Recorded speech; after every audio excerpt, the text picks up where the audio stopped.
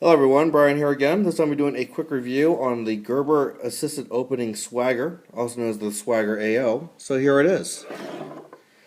I got this blade, I think about maybe a week ago, and I've been messing around with it, playing with it, and enjoying it. And the more I've been using it, the more I gotta say, I gotta tell you, Gerber really made an awesome assisted opening blade. I'm quite pleased with it. Actually, I'm extremely pleased with it, to be honest with you. And before I start yapping my mouth off about this blade, let me just give you the quick specs on it. The overall length of this blade is 7.5 inches. The blade length is 3.25 inches. Closed, it's at 4.25 inches. And it weighs in at 2.8 ounces. The steel type is what some people call the mystery steel, but it's actually 7CR 17 MOV steel. And the handles are G10. Very much the same as the Gerber Downrange Tomahawk, another review that I will be doing for 2014. When? You'll have to find out. Anyways, here we go. So here it is, guys. You saw a quick preview.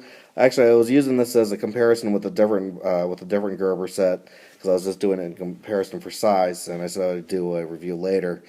Honestly, I can't wait, so I'm just going to go ahead and do it now. Here it is, the Assisted Opening Swagger. They have multiple versions of this. They have the non-assisted opening. I think it's just the regular Swagger that has the linear lock. This has the plunge lock setup. They have one that's the mini. They've got one they're making one which is a fine edge. Originally, as I understood, I was not allowed to say that until now. So they are making a fine edge out of this. This actually has the serrated edge, and this is what some people have been drooling to get their hands on. Like I said, it's lightweight, and the best part, sucker is fast. So there it is. There's the blade. Get myself in focus here. There's the blade. G10 handle.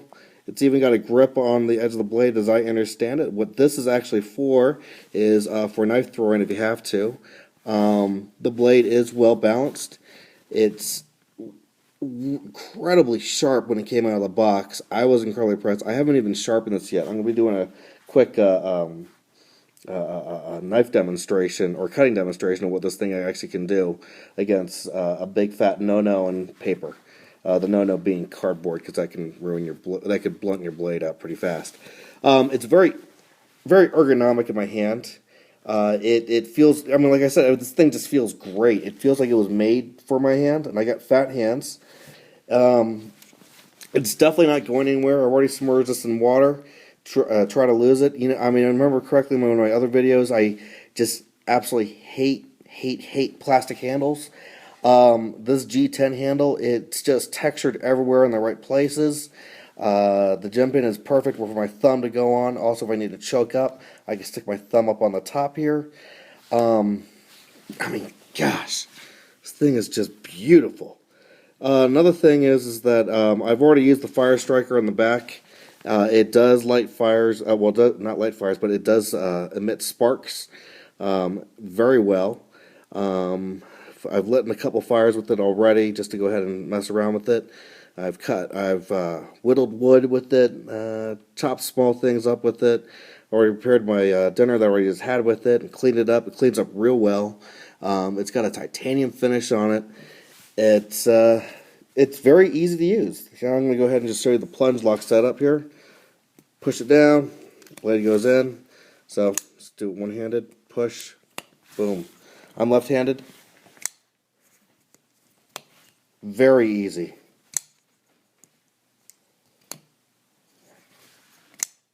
I mean, this thing is fast. It comes out quick. It's probably comes out as fast, maybe if not faster than my Gerber Outrigger, another blade that I'm still very pleased with. The spine of the blade, I mean, some people are saying, oh, I would expect something a little bit thicker.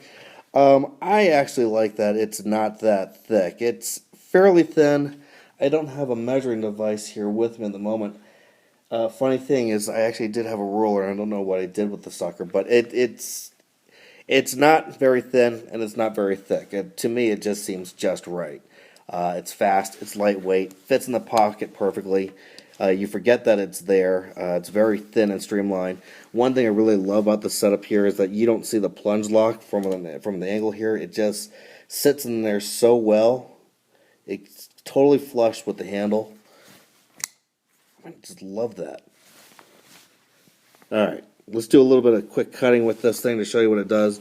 Now remember, let's see, I've had this for a little while, not too long, but long enough that I should have dulled the blade up by now. Let's get something that you shouldn't be cutting, cardboard with tape on it. This was the box, this is the box that it came in. Let me see if I can get into that.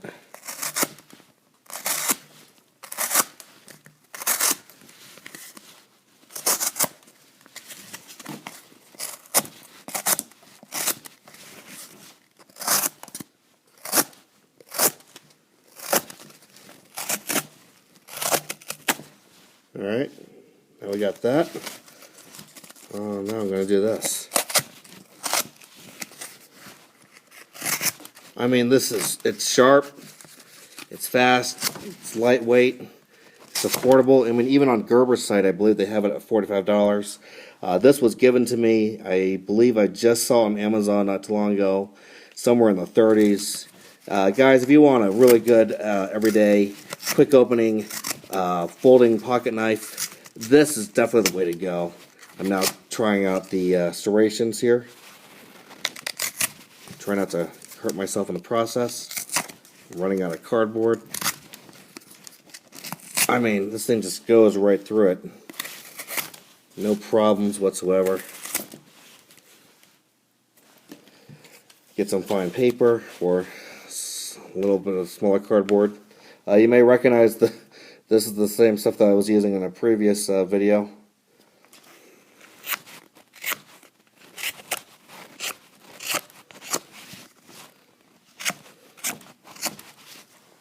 Try to get being back in focus here.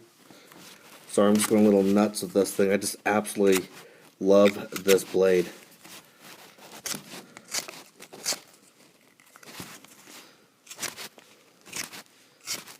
I'm not even pushing the blade.